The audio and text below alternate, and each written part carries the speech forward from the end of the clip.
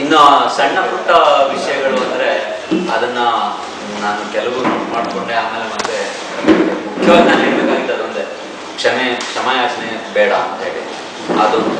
ಅದು ಬಿಟ್ಟರೆ ಈಗ ನೀವು ಹೇಳಿದ್ರೆ ಸಭೆಯ ಪ್ರಾರಂಭದಲ್ಲೇ ಪಾತ್ರಗಳ ವಿವರಣೆ ನೀಡಬೇಕು ಅಂತ.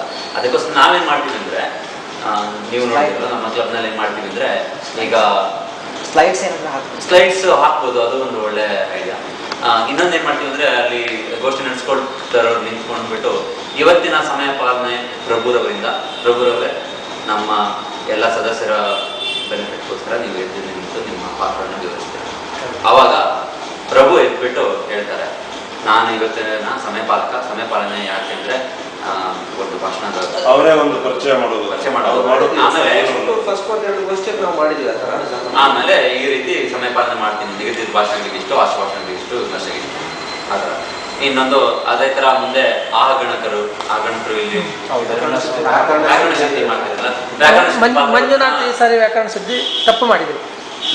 ನೀವು ತಪ್ಪು ಏನಂತೂ ಹೊಳಿಬೇಕು, ಒಳ್ಳೇದಲ್ಲ. ನೀವು ಒಳ್ಳೇದ್ ಬೇರೆ ಇದ್ದಾರೆ ವಿಮರ್ಶೆ, ನೀವು ತಪ್ಪು ಅಂತ ದುಡ್ಬೇಕು ಅಂತ ಹೇಳಿದ್ರೆಲ್ಲ ಕೊಡ್ಬೇಕಾಗಿತ್ತು, ಕೊಟ್ಟಿಲ್ಲ. ನಮ್ಗೇನು ತಪ್ಪು ಕಾಣಿಸ್ಲಿಲ್ಲ. ಇಲ್ಲ, ಅದೇ ತಪ್ಪಲ್ವಾ? ನೀವು ನೋಡಿಲ್ಲ, ಹೇಳಿದ್ದಾರೆ ತುಂಬಾ ಜನ ಹೇಳಿದ್ದಾರೆ. ಇಲ್ಲ ನೋ ಅದು ನಿಮ್ಮ ತಪ್ಪು ನಿಜವಾಗಿ. ದೃಷ್ಟಿದೋಷ ಕನ್ನಡಕ ತೆಗೆದಿಟ್ಕೊಳ್ಳಿ ನೆಕ್ಸ್ಟ್. ಯಾಕಂದ್ರೆ ನಾನು ಬರ್ದಿದ್ದೀನಿ ಯಾರ್ಯಾರು ಎಷ್ಟೆಷ್ಟು ಮಾಡಿದ್ದಾರೆ ಅಂತ. ಹೌದು, ಇದು ಪಬ್ಲಿಕ್ ಸ್ಪೀಕಿಂಗ್ ನಲ್ಲಿ ಬಹಳ ಮುಖ್ಯವಾದ ಒಂದು ಅಂಶ ಅಂದ್ರೆ ಲಿಸ್ನಿಂಗ್ ಸ್ಕಿಲ್ಸ್. ಅದಕ್ಕೋಸ್ಕರ ವ್ಯಾಕರಣ ಶುದ್ಧಿ ಪಾತ್ರ ವಹಿಸೋರು ತುಂಬಾ ಅದನ್ನ ಪ್ರತಿಯೊಬ್ರು ಒಂದೊಂದು ವಾರ ಒಂದೊಂದು ಅವಾಗ ಅವರು ಕೇಳಿಸ್ಕೊಳ್ಳೇಬೇಕಾದಾಗ ಹಾಗೇನೆ ಅವರ ಲಿಸ್ನಿಂಗ್ ಸ್ಕಿಲ್ಸ್ ಜಾಸ್ತಿ ಆಗ್ತವೆ. ಅವರೇ ಮಾತಾಡುವಾಗ ಅದೇ ಜ್ಞಾಪಕ ಬಂದು ಅವ್ರ ಭಾಷೆ ಕೂಡ ಅದರಿಂದ ಇದು ಇನ್ನು ಹೆಚ್ಚಿನ ಇನ್ನೇನಿಲ್ಲ. ಇನ್ನೊಂದು ಹೇಳ್ಬೋದು ಅಂದ್ರೆ, ಇದು ಕಾಸ್ಮೆಟಿಕ್ ಅಂತ ಹೇಳ್ಬೋದು, ಆದ್ರೆ ಬಹಳ ಮುಖ್ಯವಾದ್ದು, ಯಾರೇ ಆಗಲಿ ಅಲ್ಲಿ ಬಂದು ಮಾತಾಡೋದಕ್ಕೆ ನಿಂತಾಗ ಮಾತು ಮುಗಿಸಿದಾಗ ಜೋರಾಗಿ ಚಪ್ಪಾಡುತ್ತೆ. ಇಲ್ಲಿ ಸ್ವಲ್ಪ ಅದಕ್ಕೆ ನಾನು ಕೂಡ ದೋಷ ಆಗಿದ್ದೇನೆ ಇವತ್ತು. ನಾನು ಕೈಲಿ ಮಾಡ್ತೇವೆ ಅದೆಲ್ಲ ಏನು ಇಸ್ಕಿಲ್ಲ, ಕೆಳಗೆ ಇಟ್ಬಿಟ್ಟು ಬರಲಿ ಎಲ್ಲರಿಗ, ಅದು ಒಳ್ಳೆ ಪ್ರೋತ್ಸಾಹ ನೀಡುತ್ತೆ ಎಲ್ಲರಿಗೂ. ಇನ್ನೊಂದು ವಿಷಯ ನಾನು ಹೇಳಲಿಕ್ಕೆ ಇಷ್ಟಪಡ್ತೀನಿ ಅಂದರೆ, ನೀವು ಇಲ್ಲಿ ಹೊಗಳಲಿಕ್ಕೆ ನೋಡಬೇಡಿ ಯಾರು. ಯಾಕಂದ್ರೆ ಎಲ್ಲರೂ ಪ್ರತಿಯೊಬ್ಬರು ಭಾಷಣ ಬರುವವರು ಸ್ಪೆಷಲ್ ಆಗಿ ನಿಮ್ಗೆ ಹೇಳಿದ್ರೆ ಅಂದರೆ ಒಳ್ಳೆ ಭಾಷಣ ಮಾಡುವವರೇ. ಆದ್ರೆ ನಾವು ಅದರಲ್ಲಿ ಕುಂದು ಕೊರತೆ ಏನು ಅಂತ ಹುಡುಕೋದು ಇಂಪಾರ್ಟೆಂಟ್. ಅದರಲ್ಲಿ ಬೇಸರ ಮಾಡ್ಕೊಳ್ಳಿಕ್ಕಿಲ್ಲ ಯಾರು ಸಹ. ಯಾಕಂದ್ರೆ ಇದು ನೀವು ನಿಮ್ಮಲ್ಲೇ ಪರ್ಫೆಕ್ಟ್ ಆಗಲಿಕ್ಕೆ ಇರುವಂತಹ ವಿಷಯಗಳನ್ನು ಮಾಡಬೇಕಾಗಿರೋದು. ಇದು ನಮ್ಮ ಮೂಲ ಉದ್ದೇಶವೇ ಅದು ಸಫಲ ಆಗುದಿಲ್ಲ ನೀವು ಒಂದು ವೇಳೆ ಯಾರಾದರೂ, ಈಗ ಫಾರ್ ಎಕ್ಸಾಂಪಲ್ ಕನ್ನಡದಲ್ಲಿ ಉದಾಹರಣೆಗೆ ಯಾರಾದರೂ ಒಬ್ಬರು ನೋಡಿದ್ರು ಅಂತ ಎಣಿಸ್ಕೊಳ್ಳಿ. ಇವತ್ತು ಉದಾಹರಣೆಗೆ ಇವರ ಕೆಲಸ ಇತ್ತದು, ಅವ್ರು ಸರಿಯಾಗಿ ಮಾಡಲಿಲ್ಲ. ಆದ್ರೆ ನೀವು ನಿಜವಾಗಿ ಈ ಡಿಸ್ಕಷನ್ ಮಾಡ್ತೀವಲ್ಲ ಅಥವಾ ಈ ಚರ್ಚೆ ಇದೆಯಲ್ಲ, ಇದರಲ್ಲಿ ನೀವು ಹೇಳಬೇಕು, ಸರ್ ಈ ಪಾಯಿಂಟನ್ನು ನೀವು ನೋಡಿರಲಿಲ್ಲ ಅಂತ.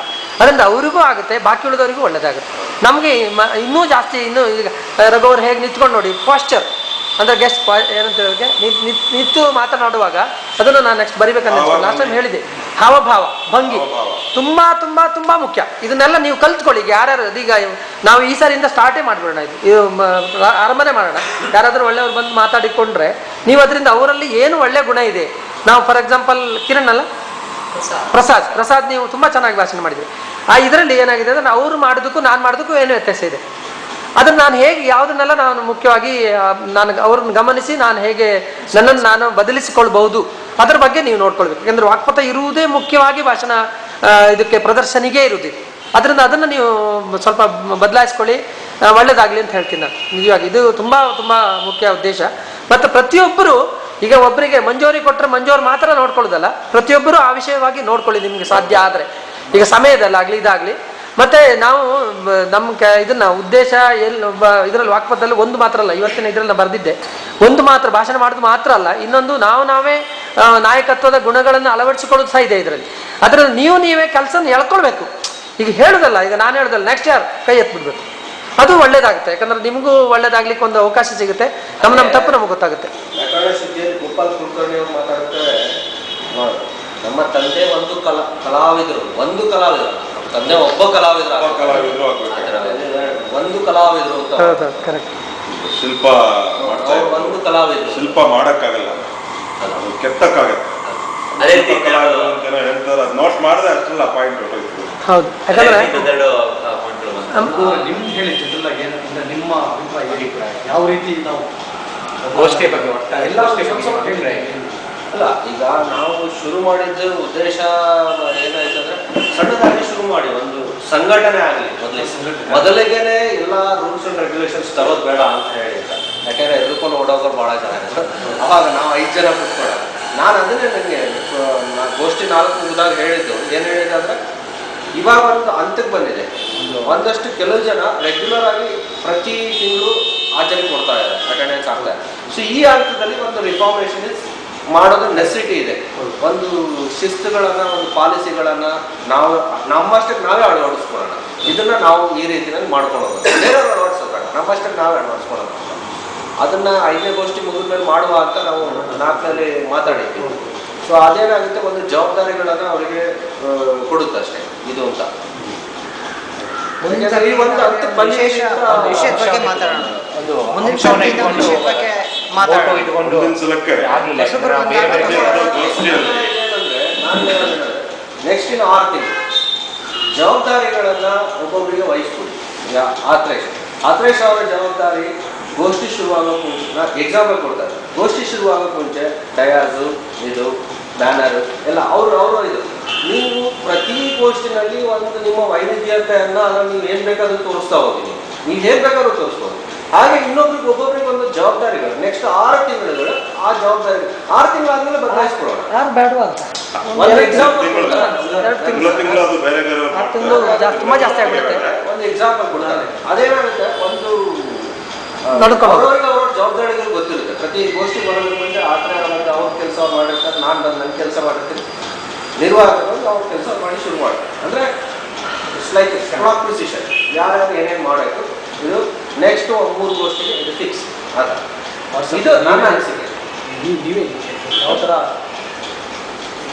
ನಿಮ್ಗೇನು ಅನ್ಸುತ್ತೆ?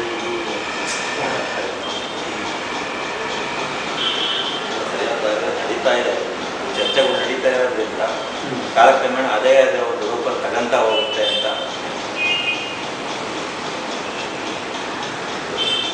ನೀವು ರಾಮೋಹನ್, ನಿಮ್ಮ ಮುತ್ತಿನಂತ ಮಾತು.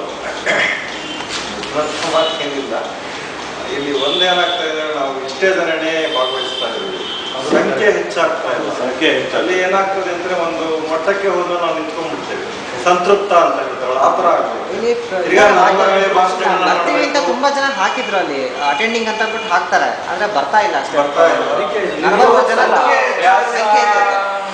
ಉದ್ದೇಶ ಅದೇ ಅಭ್ಯಾಸದ ನಂತರ ಇದು ಇಟ್ಕೊಂಡಿದ್ದೆ. ಯಾರು ಬರ್ತಾರಂತ ನಾವು ಆಶಯ ವ್ಯಕ್ತ ಮಾಡಿದ್ವಿ ಅಭ್ಯಾಸಕ್ಕೆ ಬಂದವರು. ಯಾರು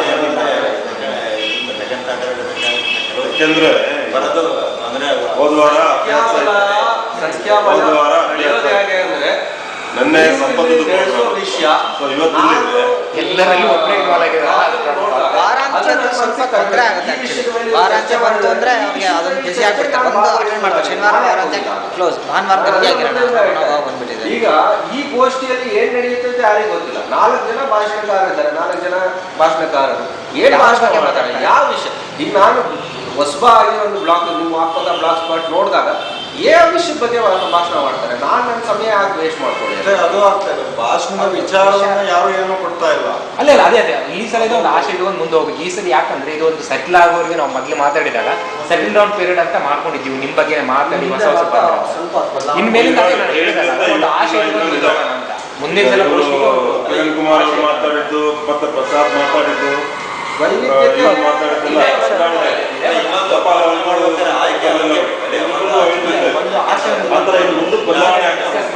ಆಶೆಯನ್ನು ಇಟ್ಕೊಂಡು ಮುಂದೆ ಹೋಗೋಣ. ವೈವಿಧ್ಯತೆ ಇದೆ. ವೈವಿಧ್ಯತೆಯನ್ನು ನೀವು ಮುಂಚೆ ತಿಳಿಸಿ. ಈಗ ಇವತ್ತಿನ ನನ್ನ ಶನಿವಾರ ಕುತ್ಕೊಂಡು ನಾನು ನೋಡಿದ್ರೆ ಯಾವುದಾದ್ರೂ ಒಂದು ಕಡೆ ಜಾನಪದದ ವಿಚಾರವಾಗಿ ವಿಚಾರ ಮಂಥನ ನಡೀತಿದೆ ಅಂದರೆ ನಾನು ಇಲ್ಲಿ ಬರಲ್ಲ, ನಾನು ಅಲ್ಲಿ ಹೋಗ್ತೀನಿ. ನನ್ನ ಆಸಕ್ತಿಯ ವಿಷಯ ಅದು ಜಾನಪದ, ನಾನು ಅಲ್ಲಿ ಹೋಗ್ತೀನಿ. ಹೀಗೆ ನಾವು ವಿಚಾರಗಳನ್ನು ಮೊದಲೇ ನಾವು ಕೊಟ್ಟಾಗ ನನಗೆ ಆಸಕ್ತಿ ಇದ್ದರೆ ನಾನು ಬರ್ತೀನಿ ಅಲ್ಲಿ. ಬಂದವರು ನೆಕ್ಸ್ಟ್ ಪಾರ್ಟ್ ಇದು ಇನ್ವಾಲ್ವ್ ಆಗ್ತಾರೆ ಅದರಲ್ಲಿ. ಮತ್ತೆ ಆಗ ಯಾರೊಬ್ರು ಇಲ್ಲಿ ಬರೋವರೆಗೂ ಅದು ಏನಂತ ಅವ್ರಿಗೆ ಗೊತ್ತಿರೋದಿಲ್ಲ. ಅದೊಂದು ಇದಷ್ಟೇ ಇಮೇಜ್ ಇರುತ್ತೆ, ಏನೋ ಮಾಡ್ತಾರೆ ಸೇರ್ಕೊಳ್ಳೋದು. ಸರ್ ನೀವೇ ಹೇಳ್ತೀರಾ, ಫಸ್ಟ್ ಟೈಮ್ ನೀವು ಬರ್ತಾರೆ ಒಬ್ಬನಸ್ತಿ ನೋಡ್ತಾರೆ. ಹೌದು, ಫಸ್ಟ್ ಹೇಗೆ ಹೊಸ ಕಣ್ಣಲ್ಲಿ ಹೇಗೆ ನನಗಿದು ಟೋಟಲ್ ಆಕ್ಟಿವಿಟಿಯ ಫಸ್ಟ್ ಅನಿಸ್ತು. ಮಂಗಳೂರಿನಲ್ಲಿದ್ದಾಗ ಬ್ಲಾಗ್ ಲೋಕದ ಬಗ್ಗೆ ಕೇವಲ ಓದ್ತಿದ್ದೆ.